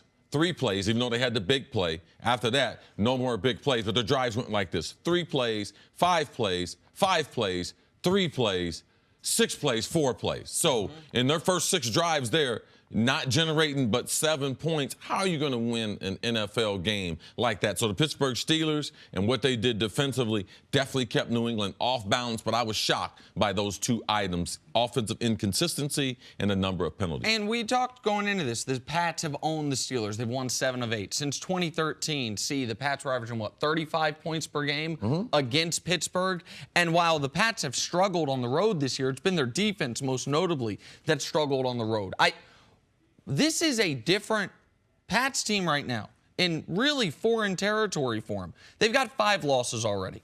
They haven't had 5 losses in the season since 2009. Not coincidentally, that is the last year they didn't have a bye. Right now, they're not in position to have a bye. They're 9-5 right now. They were 27-5 the last 2 years going into the postseason. They were at a 14-2 year and a 13-3 year. Like, we are, the Patriots, don't worry about them in September because you don't want to play them in December. Well, that hadn't been true this year either. Like, there is not a lot that looks Patriot-esque except for the uniforms. Brady he was trying to throw the ball away and didn't have the arm strength to throw it away. Makes a critical error. You know how this Steeler game ends each of the last 5 years, Jenna? When they're up 14, when their Steelers up 14-10, the Patriots drive and score a touchdown. And they don't, and the Steelers kick that field goal. Guess what happens? The Patriots tie the game with 10 seconds left, a huge stomach punch, and then they win in overtime. I was watching and I was like, okay, this is going to be an interesting new way to have this for the Steelers to have their hearts ripped out of their chest, but that's not what happened. And credit to the Steelers defense, aside from the one bust on the Chris Hogan wide open 60-plus yard touchdown, the defense played as well as the defense can play against the Pats. When the Patriots don't play that well but win, we say, it's because of number 12. But when the Patriots are losing far more than we've seen them lose, how much of this season, the woes, the road woes especially, would you place on number 12? Well, they're not as explosive. I mean, Tom Brady, Brandon Cooks, they miss him on the outside. When you trade Brandon Cooks for the last 3 seasons in a row, 1,000-yard receiver consistently for a Josh Gordon, a troubled Josh Gordon, is that an even swap? No. Nate Solder, their left tackle, we haven't talked about their offensive line, but you can start to see they having problems on the offensive line being able to protect Brady, having a consistent running game. So there are a number of things. There's a reason why they've had over 33 wide receivers in there either trying out to be a wide receiver and on this this roster since the spring because they don't have a whole bunch of explosive players. Dion Lewis left in free agency to go with the Titans. So they're missing that total productivity from those two players. You can start to see it. This is not something they typically struggle with, especially late in the season. Late in the season, they already have an identity. This is what they're going to do. And if you take Sony Michel away from them, man, they struggle. Gronk can't run, so their ability to threaten the football field deep down the field, they don't have it, and they can't do it consistently. And you can see defense is starting to understand and get closer to Tom. That's why he hadn't been as effective that we've seen him the last couple of years. It's only the second time in the last 15 years this Patriot team is going to finish below 500 on the road. They're done with road games now. They're 3-5. The only other time was that 09 season when they went 10-6 and got blasted in the playoffs by Ray Rice and the Baltimore Ravens. That playoff game started with a Ray Rice 80-yard touchdown run, and the Patriots really never got closer than that moment. The best thing the Pats have going for them right now is that the Chiefs and Chargers are in the same division. The best thing they have going for them is that the two teams with 11 wins that are 11-3, only one of them can get a bye. And all they need is the Texans to stumble, and all of a sudden they can be 11-5 and have that be good enough for the 2 seed because they have the tiebreaker with the Texans. So the sky isn't falling in New England because of some things that they didn't necessarily earn, so some good fortune. But it is this team. I do not think a team that has struggled like this on the road can win consecutive road playoff games against really good teams. That's what they would have to do if they stay the 3 seed. Right now, the Patriots, in addition to having to take care of the Jets and the Bills at home, they need to hope the Texans slip up in the next couple weeks, or else they will be the 3 seed. But this is 2 back-to-back games, uncharacteristic losses for this Patriots team. Not something we've seen, especially under the Brady-Belichick era. Take a break. Coming up, can Khalil Mack carry the Bears to the Super Bowl? The Super Bowl? That's next on First Things First.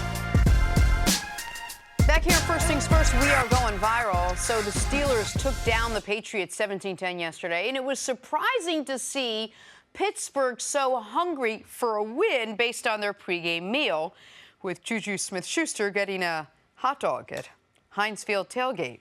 What do you think, C? Hot dog before the game, ideally a good idea? Man, Juju be doing a lot of stuff, too. He be trying too hard, man. It's game day. I ain't got no time to be fooling around with people. I'm definitely not eating no hot dog before. No, I got a job to do. Like, what's that got to do with trying to win the game? 4:30 kickoff. What's your pregame meal? Not the 1 p.m. kickoff, the 4:30 I'm going to have either pancakes and/or oatmeal, egg whites, coffee. Need some creamer in it. Can't have it all black and bitter and everything. No, got to have it flavored up a little bit. But that's typically it. That's it. God, day game, so morning game, night game, eat the same thing, perform the same way. And I'm not mingling with the people before. Pancakes. He's a man of the people. Stories to start your morning, sponsored by Gillette Clear Gel. Saturday, Deshaun Watson and the Texans picked up their 10th win of the season. They beat the Jets. DeAndre Hopkins went off with 10 catches.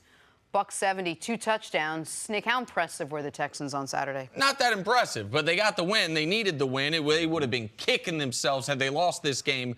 Then seeing the Patriots lose, they would have squandered a chance for. Right now, they're on pace for the first bye in the history of the franchise. But Nuke and Deshaun Watson were excellent.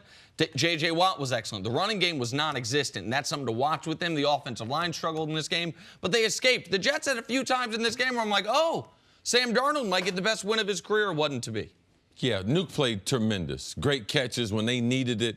J.J. Watt was almost unstoppable. I would like to see Deshaun Watson, J.J. Watt, and Clowney, because Clowney was amazing, especially against the run. I'd like to see them in the playoff stage, give them a bye. They're a dangerous football team. All right, moving on to the Ravens. They beat the Bucs in a rainy game where, once again, Lamar Jackson was the story. Lamar passed for 131 yards and added another 95 on the ground. Baltimore's 4-1 since Lamar Jackson took over as the starter. Also, we should mention that the Ravens will reportedly move on from Joe Flacco this offseason. See, what'd you make of Lamar's day yesterday? It's not my type of game. I mean, as a wide receiver, I would hate it. But this is the only choice when you draft him, the last pick in the first round, you expect him to start his rookie year. He's doing that. You expect him to change the offense up and run a style that he can be productive at. Because it's the only style. He cannot throw the ball from the pocket. He's not comfortable. I saw him the first game in the Hall of Fame game, and he looked very, very green, he's still very, very green as a passing quarterback. I will give the Ravens and Lamar credit for, despite having such a constricted passing attack, they've won 4 of 5. Now, they've been fortunate. The 5 games they've played have been literally against the 5 worst defenses in football. That will be different this coming week against the Chargers. But the Ravens' season appeared to be over when they went to Lamar, when Flacco got nicked. Right now, as it ends, if it were to end today, they'd be in the playoffs. All right, on to Sunday Night Football, where Jared Goff struggled once again. Over the past 2 weeks, Goff has thrown 6 interceptions. For comparison, the first 12 games of the season, he threw just 7 picks. Oh, and the Rams fell to Nick Foles and the Eagles last night. See, what's going on with Jared Goff? A number of things. The NFL's starting to figure him and their system out. When they can't run the ball, and they don't have that two-way where they run it, then the play action, their offense is easier to figure out. Cooper Kupp, they miss him as a slot receiver to be able to move those chains. And, Nick, you mentioned before, Jared Goff. What was some of the things I was worried about him coming into the draft? What about when people get on top of him, when people get close to him? To me, he ain't the most physical guy. And you could see last night when the Eagles got close to him, he was not comfortable throwing the ball. And you saw that. And last year, as good as his numbers were, and this year, as good as his numbers has been prior to these past 2 weeks, he's never been great with the deep ball. One of the reasons I had more hope than I should have with Sammy Watkins going to Kansas City was Goff could never connect with him on the deep ball. So there's holes in the game. And the other thing we're seeing, Sean McVay, is excellent of a coach as he is, and I believe he is an excellent coach only 2 years into his tenure. He got a little bit of a look on his face like, wait, what the hell has happened to my beloved offense? When Todd Gurley is not dominating the game, that offense is solvable. It didn't look solvable the first couple months of the season. All right, entering Week 15, the Vikings offense was 20th in points per game. They made a change at offensive coordinator and then proceeded to put up 41 points on the Miami Dolphins. Dalvin Cook rushed for a career-high 136 yards, while Kirk Cousins tossed 2 touchdowns. All right, Cece, what were your first impressions of the Vikings offense with their new offensive coordinator? It's pretty simple. They fired the last guy for not running the ball. So what are they going to do? Run the ball. Anyone with a brain would know that they're going to run the ball. They were far more physical. It took advantage. The hometown crowd was into this game. They made a few plays at the beginning. Now, Kirk Cousins tried to let the Dolphins back into the game, but their ability to be able to run the football, which opened up their play-action pass, their defense played excellent, absent of 1 or 2 plays there. This is the type of Vikings team that we thought that they had before the season. This time, Dalvin Cook, I thought this was one of the better games that he's had in a short career. This was, going into this game, they were passing the ball literally 2 out of every 3 plays. This game, they ran the ball literally 2 out of every 3 plays. I mean, they totally flipped it. Dalvin Cook is an excellent player. Like, that was the thing that made so little sense about what they were doing before. They weren't using him. Some teams are throw the ball out of necessity. The Vikings, to me, weren't that type of team. Dalvin Cook, I thought it was a huge loss for them last year when he got hurt. I was impressed they were able to overcome that to make it as far as they did. But they got him back and they weren't using him. He was great. The defense played, I thought, a tremendous game. The defense played, you look at, they gave up 17 points. Well, one was on a pick 6, right? The Kirk Cousins, Minka Fitzpatrick. And the other one, the backup running back for the Dolphins, hit him for a 75-yard touchdown run. Aside from that, the defense played extraordinary, and throughout the game, I mean, they had 9 sacks. Like, 9 sacks, you're going to win the football game. Tannehill was a mess the entirety of the game. This should be the script. You didn't get Kirk Cousins because you needed a savior at quarterback. You got Kirk Cousins because you needed a guy in the biggest games. Could he make a few throws? Now, in the biggest games, we'll see if he can. But we know he's got a better arm than Case Keenum. This is the style they should have been playing, I think, all along. Maybe not this big of a discrepancy, 2 out of 3 running, but it should have never been 2 out of 3 passing. So the discrepancy is what surprised me a little bit. Is the only thing this Vikings team needed was to get John DeFilippo out of Minnesota? I mean, it seemed like they did everything, for the most part, better than they had been doing. Well, they don't have a good offensive line, so you got to be able to support the offensive line. No quarterback is going to thrive under trying to throw the ball 45 times a game. They needed some type of balance. It's not just about the coordinator, it's about a philosophy. Does the philosophy fit with the team? This should be a defensive dominated team. They have very good special teams. Now they have a good kicker, and this offense should be able to complement what they're doing in the other phases of the game. All right, let's move on. Let's talk about that big showdown in the NFC North. Packers and Bears. We'll pick this one up in the fourth quarter tie game. Mitch Trubisky finds Trey Burton for the nice touchdown to put the Bears up 21-14. Fast forward 3 minutes left in the fourth quarter. Aaron Rodgers driving the pack down the field. Rodgers picked off by Eddie Jackson to seal the game. Rodgers' first interception in a record 402 consecutive pass attempts. And the Green Bay Packers are officially eliminated from the playoffs while the Chicago Bears pick up their first division title since 2010. Bears have now won 7 of their last 8 games. All right, CC, this Bear team, this defense-dominated Chicago Bears team, can they make a Super Bowl run with their style of play? Now, of course they can. Of course they can. They match up well. If you look at the top offenses in the NFC, you'll be talking about the Rams and the Saints. All right, they've already played the Rams, and the Saints, to me, are leaking oil. Their offensive line hadn't been as good. Their running game hasn't been as dominant as people think. And since, they lost someone like Teddy Ginn, who do they go to if Michael Thomas happens to have a slow game? So there are ways that I believe that you can solve the riddles in the New Orleans Saints. I don't think people have looked at their overall numbers. People just look at the Saints and say, man, their offense is explosive. Yeah, but just check it out. Check the numbers out, and especially the last couple of weeks, teams are starting to be able to solve some of those questions. So, yes, when you're a dominant defensive team, yes, you can. When you run the ball, with the variations of either giving it to Cohen, running between the tackles, which they can do, they're in Chicago, and their quarterback make a few throws, yeah, you can, because there's no dominant teams in the NFL, in the AFC or in the NFC. So, yes, the Bears can be a Super Bowl contender. If the Bears aren't a contender, then I would just, anyone that's saying, no, they can't, then I just ask you, who is? What, do we got 2 teams? Like, was it 3 teams? The Bears are without question, one of the 6 best teams in football. And without question, one of the 3 best teams in their conference. One of the 2 teams most people would have ahead of them, the Rams, they beat the hell out of them a week ago. So, and their defense has been so good, it has enhanced their offense. I think it's surprised people. They've got a top 8 scoring offense this year. Why? Well, a lot of that's because defensive takeaways, short fields, defensive touchdowns. Like Eddie Jackson, who hurt himself at the end of last game, looked like, I think was diagnosed a high ankle sprain. We'll see when he comes back from that. But when you have a defense this good, you don't need the quarterback to play great. What we're seeing, I don't think the Saints have many paths to victory if Drew Brees plays poorly. I know the Chiefs have none if Pat Mahomes plays poorly. The Chargers don't have many if Phillip Rivers plays poorly. The Bears have won half their games this year with Trubisky playing average, or he was awful last Sunday. Now, this past Sunday, yesterday, I thought he was quite good. He's had what I would consider 4, maybe 5 excellent games this season. So they also, by the way, because of what happened with the Eagles upsetting the Rams, they're a half game out of getting a bye. Like, everything's in front of the Bears. Are they the favorites in the NFC? No. But can they make the Super Bowl? Yes. And if their quarterback plays well, are they as good as any team in football? I believe so. How good is this Bears defense? Is it Ravens good? Is it Broncos good?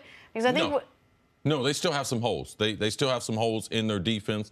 They still have some. You can still get after their secondary. You can still throw the ball on their corners. So they've been able to, because of the pass rush and because of the turnovers, like if you get into a game where they don't get an extra 2 possessions, then what does the offense do? So this is a good Bears defense. But as far as in NFL, historic defenses that have led to Super Bowls, the numbers wouldn't indicate that the Bears are that good. I don't think they are as good as the best defenses we've seen over the last 30 years. Those are the only ones that have won the Super Bowl.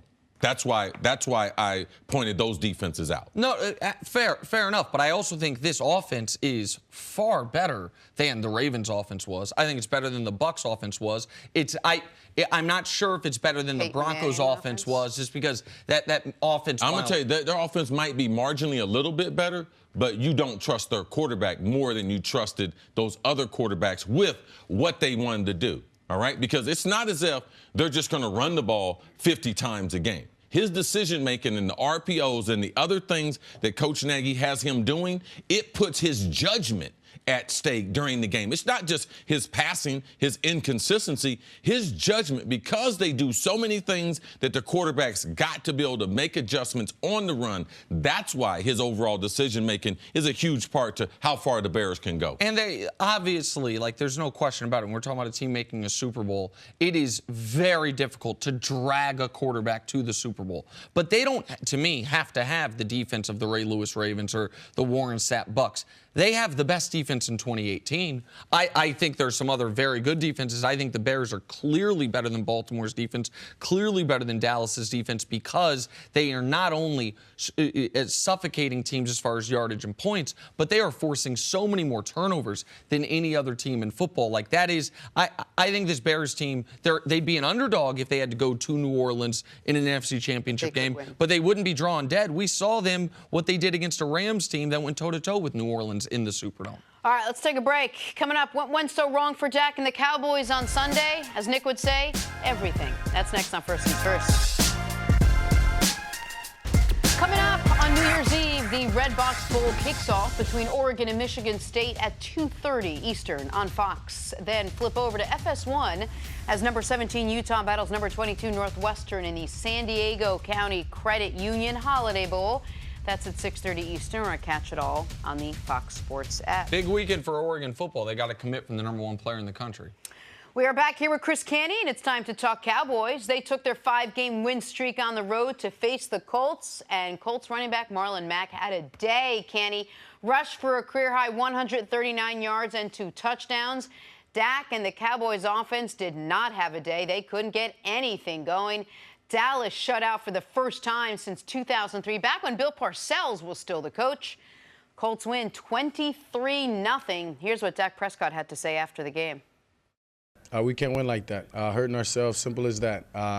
Playing behind the chains, penalties, sacks, whatever it may be, incompletions. We just hurt ourselves from the beginning all the way to the end, and we never really gave ourselves a chance. All right, Cris, what did yesterday's loss to the Colts tell us about this Cowboys team who, up until yesterday, had been playing very good football? Well, here's the one thing I will say. One team had more urgency than the other one. It was clear to me that the Colts played yesterday's game as a gotta have it, and the Dallas Cowboys had a little bit of relax in them. I mean, they had won 5 straight. They were riding high. They all but locked up the division with that win over the Eagles last Sunday. So this was one of those games where they had a natural letdown. They went on the road. Were you surprised by that? I mean, with a team with because they really got a lot to play for. There have to be some type of answer for that. Well, here's the thing. I mean, it's hard to stay hot that long, CC. So, I mean, 5 straight wins, and then you look at where the Colts are at. There's a log jam for that 6th seed in the AFC wild card. I mean, there are a lot of teams there. The Dolphins are there. The Colts are there. The Ravens are there. I mean, there are teams that are jockeying for a position. The Tennessee Titans are there. So, I mean, the Colts needed to have that game. And so when I looked at the Dallas Cowboys yesterday, they didn't execute well offensively. They were 4-12 on 3rd down, 1 of 5 on 4th down. They were 0-2 in the red zone, and they had a blocked field goal. So, I mean, you're not going to beat teams, let alone good teams, on the road with that kind of performance. And it's the same story with Dak Prescott. We keep coming back to it. People are going to take Ezekiel Elliott away from them. They're going to drop extra defenders down in the box, talk them out of the run game. At some point, your quarterback has got to be better, especially in situational football. Yesterday, Dak was bad. 5 of 10 on 3rd downs, 1 sack, and that the completion percentage is probably a little inflated because there were a couple of checkdowns in there. A lot of checkdowns. But Dak has got to be more than just a passer. He's got to be a difference maker, and he was not that guy yesterday. Unlike our earlier Bears discussion, I totally agree with you on this one. We went into this game, and I said the Cowboys are coming off as big as emotional high as you can come off of 3 straight games at home, all on national television, all seemingly must-win games. Now, they did basically have the division locked up. It is an early start on the road against a team that has to have it, and a team that is just as talented as the Cowboys. Talented in different ways, but if you're talking about overall, like, team rating, I would say the Cowboys and the Colts are in the exact same tier of team, even though they're built very differently. And so it was not surprising to me at all that the Colts won this game handily. Now, I didn't expect the Cowboys to be shut out, and in reality, they shouldn't have been shut out. You mentioned block field goal first drive after a long possession, and then the next drive down the field, they went for a touch. They went for a 4th down on 4th 4th and really 1.5 or 2 from the 4-yard line. Got stopped there. The game easily could have been 7-6, 7-7 if they get it there, and then maybe we see something differently. But the most important factor to me about the Dallas getting 0 points was Dak couldn't build off the momentum of that 4th quarter and overtime. There was like that little hope, like, oh, okay, maybe, just maybe, playing that great and that big of a spot against that divisional rival is going to propel Dak. And it didn't. We've seen, we can show it, what he was in that 4th quarter. And this is the previous 3 games on the right-hand side. Everything he's done outside of that 4th quarter. He's got 1 touchdown, 3 picks, an 80 rating. Like, he's been below average, even in this winning streak leading into yesterday. Aside from that 4th quarter, he couldn't build on it at all. Are we back to worrying about the Cowboys, or is this just one game where they just could not keep that intensity? We're not back to the proverbial drawing board with this team, are we? Well, Jenna, some other people might be, but I'm not going to overreact. I'm not going to overreact when the Colts beat the Texans, who had won 9 in a row. Now they beat the Cowboys, who had won 5 in a row. No, I'm not going to overreact. There will be challenges if you limit Ezekiel Elliott's output offensively. You know that from Dak as a passer, but also you have to spread it around. Where was Amari Cooper? No one mentioned his name. We're a tandem. So when we're successful, you mention Amari Cooper. When they're not successful, we're not going to mention him. So you need to be able to mention him when you mention Dak Prescott, because their success, it goes together. But I'm not surprised, the NFL team, emotionally, the way they have played, that they had a letdown, but also the coaching staff. I don't know why they went for the 4th down early in the game. You just had a field goal block. You had a 10-play drive. You drove down. They blocked the field goal. Okay, they don't get any points. So at that point, you're down 7-0. You drive down again. You're inside the 5-yard line. There's no need to go for it on 4th down. Every situation on 4th down is totally different. Get those 3 points. Play the game out the way the game should be. Last week, yeah, it was at the end of the game. Yeah, you were trying to win the game. I can understand you going for it. This is not the time to be able to go for it. Get those points early in the game so you have some type of momentum. So I like to be able to spread it around. I'm not going to overreact. They've been on a tremendous run. They had a little letdown against a very, very physical Indianapolis team. Now, one thing I'm definitely going to disagree with you about, these teams are not the same talented teams. The Indianapolis Colts roster is not the same as the Dallas Cowboys. The Colts, maybe another year or 2 with Chris Ballard as a general manager, they're going to get some more physical players, but they showed what they've shown in the first 13 games, where they haven't allowed a 100-yard rusher. There's only 3 teams in the league. The Texans and the Saints have not allowed a 100-yard rusher. We saw that during the game, but this was a team that performed very well at home. They were energized. They had to have it, and this was a Cowboys team, very young, riding the emotional high of a 5-game winning streak. But you also made a good point earlier that Frank Wright, coming from Philly, had played this team twice every year and knew how to beat them. So there's I thought they were more equipped. Typically, Canty will tell you, when you spent your time at a certain place and you play them twice a week, there's tremendous intel that you can give, not only as far as what they're going to do, but you know the personnel. All right, so not only do I know what they're going to do, but listen, watch out for this guy, or we can take advantage of this guy, or this guy right here is all hype. You know, so you start to know that. I could see that in the early game planning, that they had a little more information. I'll give Frank Wright credit for that. And the one thing that surprised me, you're right, absolutely right, CC, but the one thing that surprised me about yesterday's game in terms of the 2 teams, the Colts were way more physical than the Dallas Cowboys. I mean, just the physicality of it. I mean, defensively, I have not seen the Dallas Cowboys get whipped like that, especially up front in a long, now, also, long time. This was a patchwork offensive line. Yeah. You know, coming into the game, we know Zach Martin missed his first game at right guard, so now they had a replacement at center and both the guards positions. Xavier Su'a-Filo went out during the game. And the Colts took advantage of those replacement players. No, they absolutely did. But, I mean, they also had 39 rushes for 178 yards, and Marlon Mack's long on the day was 21. So that's not an inflated statistic. They're getting 4 or 5 yards a pop. I mean, and they kept Andrew Luck clean the entire game. Well, they kept him clean, but he only had 27 dropbacks. Yeah. Like, that wasn't the game offensively that I saw the Colts going into that game. Like, I didn't think that they would go with that kind of game plan against the Dallas Cowboys defense. If the Colts were going to win yesterday's game, I thought it had to be one of those situations where Andrew Luck was airing it out. but they went the opposite direction. They took the fight to that Dallas Cowboys defensive front. They run a lot of different things, some split flow looks, and their defensive line had a little bit of trouble with dealing with that. Yeah. Rod Marinelli, their defensive fronts, they like to go upfield, but guess what? The Colts were able to gash them inside, between the tackles, and when you have that kind of running game, I mean, that's a situation that's going to make you hard to beat, especially at home. But moving forward into the postseason, this is a little bit of an eyebrow raiser for me, just because when you're talking about postseason football, teams that have success are typically the more physical teams, and the Dallas Cowboys were not that yesterday. To answer your original question, Jenna, is like, are we now worried about the Cowboys again? I'm in a very similar place with the Cowboys I've been throughout the year. They are incredibly limited in the passing game. We have seen that even with Amari Cooper. We have seen that outside of that fourth quarter overtime explosion against Philly. And that explosion against Philly is probably looked at very differently if I think it was Russell Douglas, instead of just tipping the ball up in the air, catches it and goes the other way with it. This is a team, the defense didn't play great yesterday. The offensive line didn't play great yesterday. But we know how good their defense, offensive line, and running game are. But they are very limited passing the football, so they're in the same spot. It's going to be hard for them to blow teams out, and if any of their strengths is a weakness that day, they can get blown out. I got Coach Pagano. He's on me saying, Chris, you got to give the defense coordinator from the Colts some credit. He's an ex-Dallas coach. He had intel, so not only Frank Wright, but their defensive coordinator, both of them knew the personnel, kind of knew what the scheme that they were going to attack them with. All right, Chris, I got stay all here. these sources, man. I got people hitting me up. Coming up, Live texting during the show. what is happening to the New England Patriots? We'll break that down next on First Things First. On Sunday, it is a great slate of NFL action highlighted by the Buccaneers facing off against the Dallas Cowboys, or Khalil Mack and the Bears taking on the 49ers. It is all on Fox and the Fox Sports app. Check your local listings and game for the game in your area. All right, back here with Chris Caney on First Things First. We're going viral. Love this one. Bears took down the Packers 24-17. That's not the part I love. Yesterday, they clinched their first NFC North title since 2010. How did offensive tackle Charles Leno Jr. celebrate?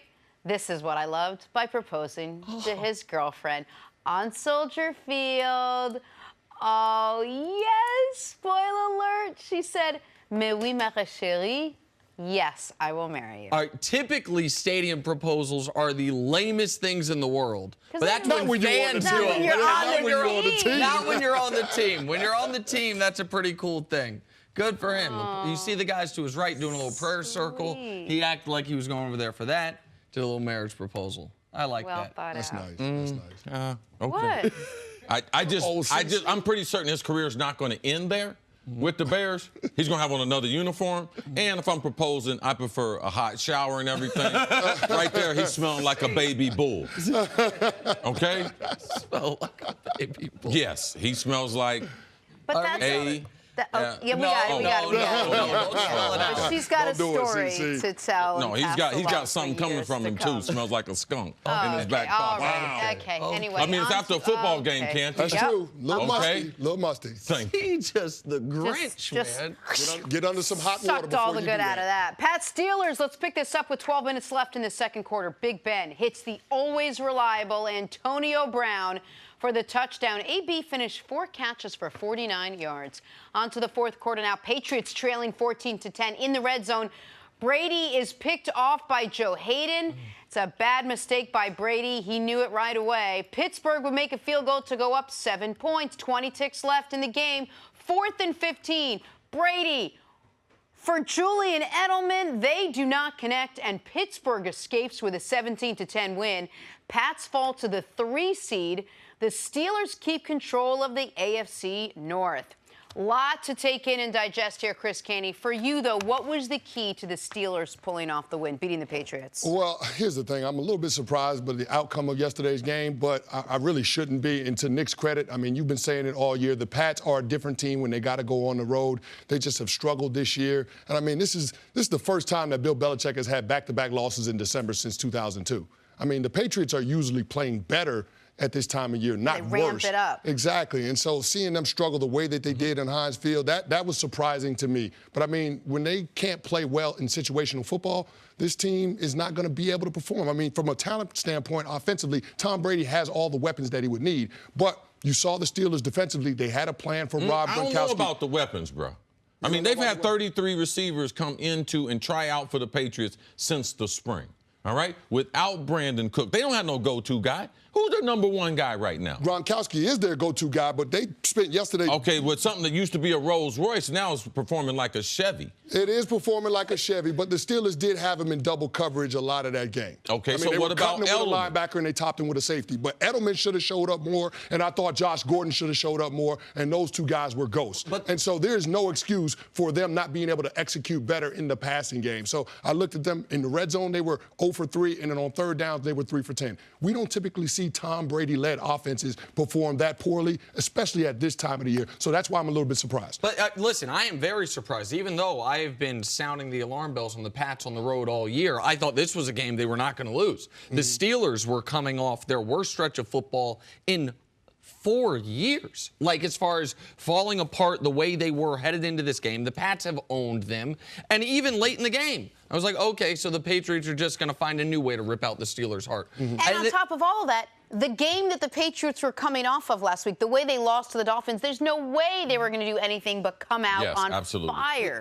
Which is a great point. So even when they didn't come out on fire, I was like, okay, they're going to find a way to win the game. But where I want to give the Steelers credit is, there were guys guarding those receivers. There were guys forcing those holding penalties. Stephon Tuitt had an outstanding game. The crowd helped a lot, obviously. You could hear it. There was a lot of the pre-snap stuff was that. But the holding penalties a lot of them were forced holds because the Patriots O-linemen were getting whooped by the Steelers D-linemen. The Steelers defense had a total busted coverage on the one play. Chris Hogan play where he was running as open, literally. Yeah, it wasn't a busted coverage. The guys ran into each other. They were in man-to-man. They ran a rub. They were crossing each other, and the two defenders ran into each other and ended up on the ground. So he ended up vacating the spot.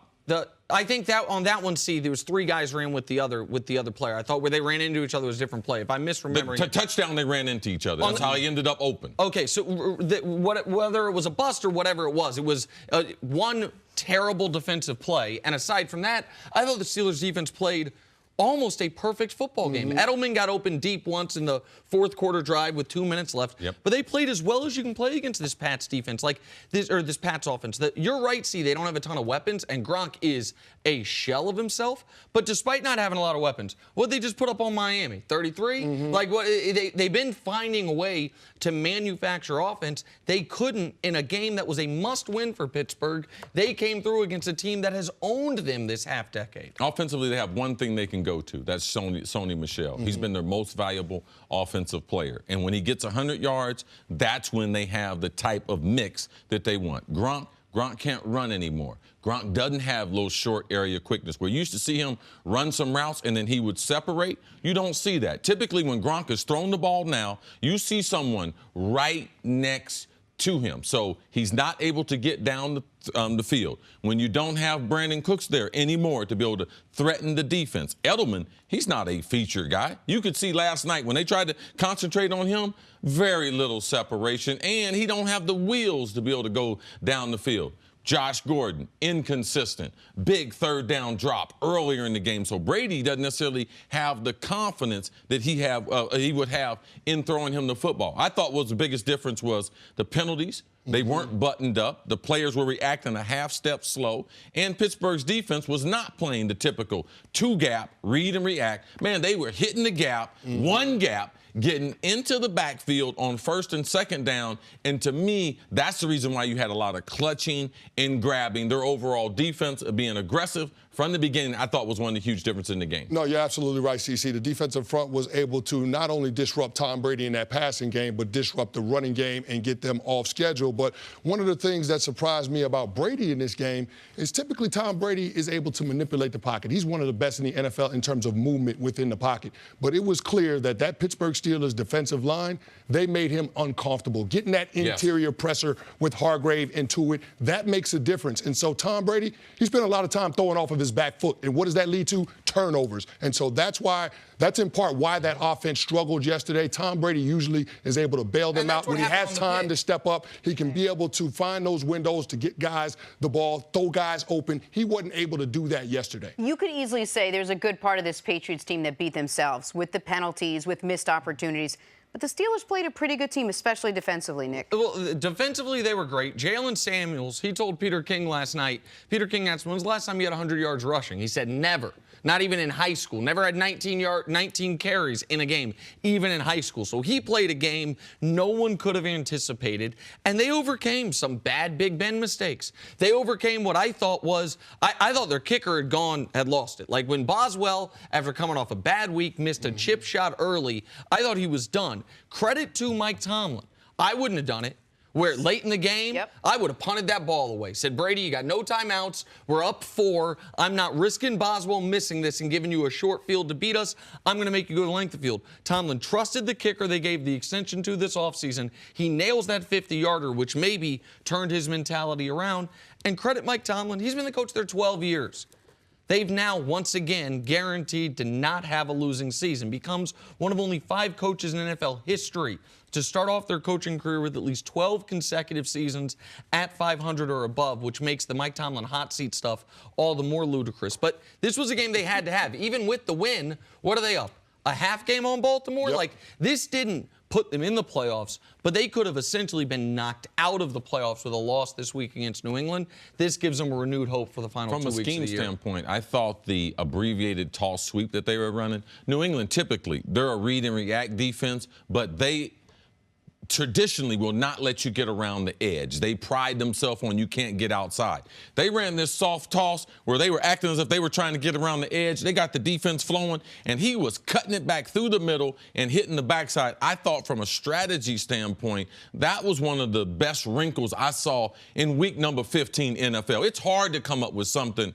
I haven't seen it. Don't see any other teams doing it. That wrinkle by the Pittsburgh Steelers in saying our offensive line is going to be more physical. I thought that was one of the huge differences in seeing these Pittsburgh Steelers hold off those New England Patriots late. Big, big win by the Steelers. Are we worried about the Patriots now? Of Yeah, course. we have to be. I mean we right always now say they're yes, going to play. but is right there... now they're going to play on Wild Card Weekend, but then after that, guess what? They got to go on the road, and they're not good on the road. Under 500. So you Last have time to be they worried. played on Wild Card Weekend was 2009. I mean, it's been a decade into having at least 12 wins and a bye every year. We know they're not getting to 12 wins this year. Right now they're not on pace for a bye either. What grade were you in? What grade in 2009? Come on, Jenna. Thank you for listening to the First Things First podcast. Remember, leave us a review and tell us what you think. Subscribe to the podcast on Apple Podcasts and catch us on FS1 Monday through Friday, 6:30 a.m. Eastern. For Cris Carter and Nick Wright, I'm Jenna Wolfe. So long, everybody.